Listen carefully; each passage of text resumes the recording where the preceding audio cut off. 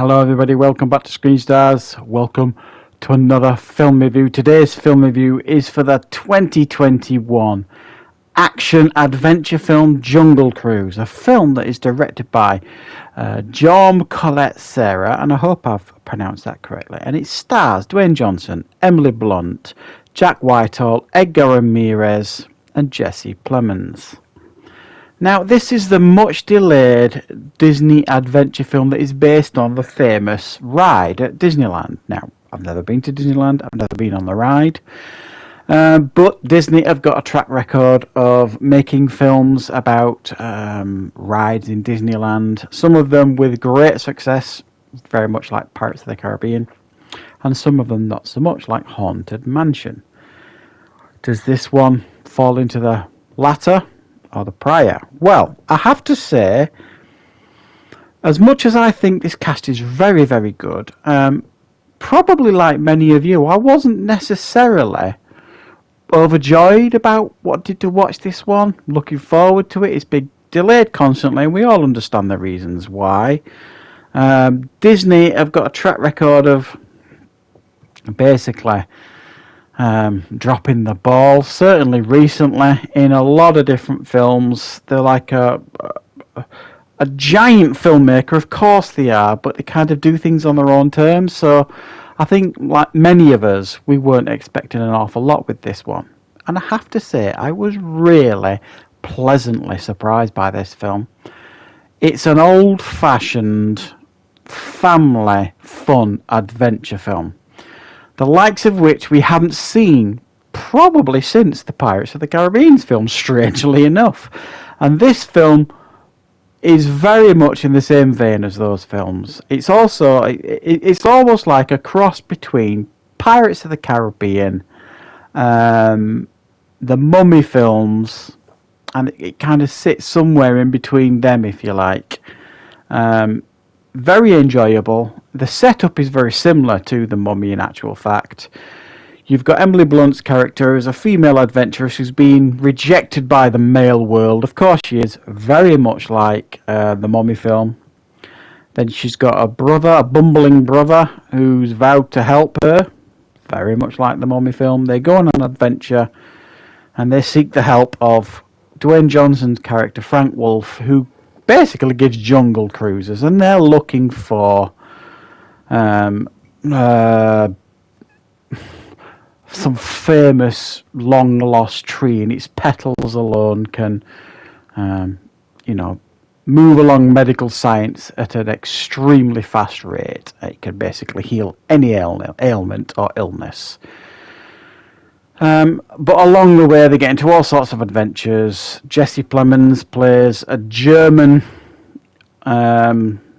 officer, I suppose, who is also after looking for this famous tree and will do anything in his power to stop them.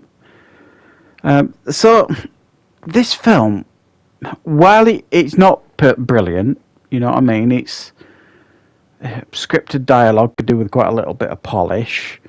The special effects at times feels 15 years old, very much in the same vein as the Pirates of the Caribbean effects. Especially is it the second one where, well, not even the first one actually, and there are villains in this film after the very same thing, if you like, of the villains in the first Pirates of the Caribbean film.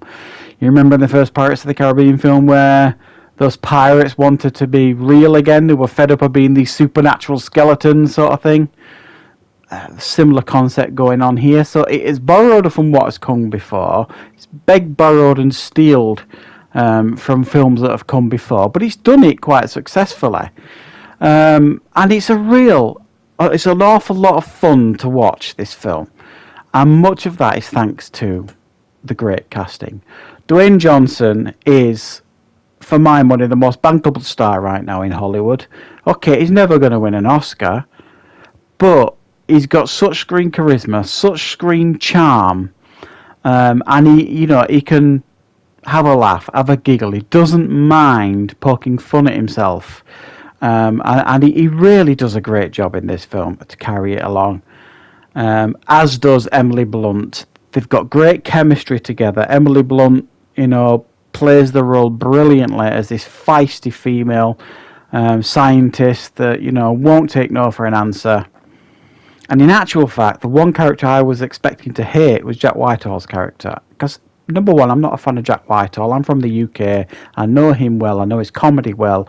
I'm not a fan of his comedy, generally speaking. But I have to say, I was super impressed with his performance in this film as well. He's the comedy sidekick. He's got a lot of one-liners, in fact, they all have their moment to shine here in regards to the one-liners and things like that. And for me, they all worked really well together, these three leads. Now, the film suffers from a poor villain.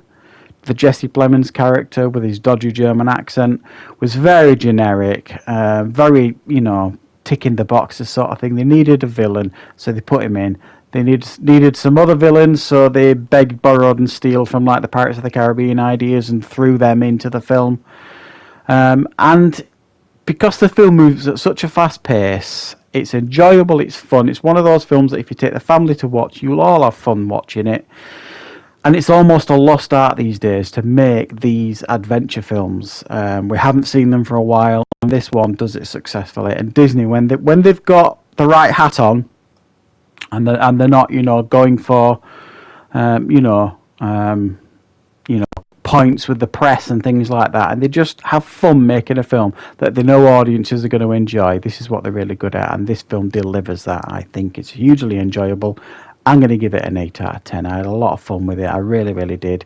And I think you will too, especially if you take the family. So that is my review for Jungle Cruise. I hope you liked it. Thank you very much for watching. I'll be back with more reviews and content on the channel very, very soon.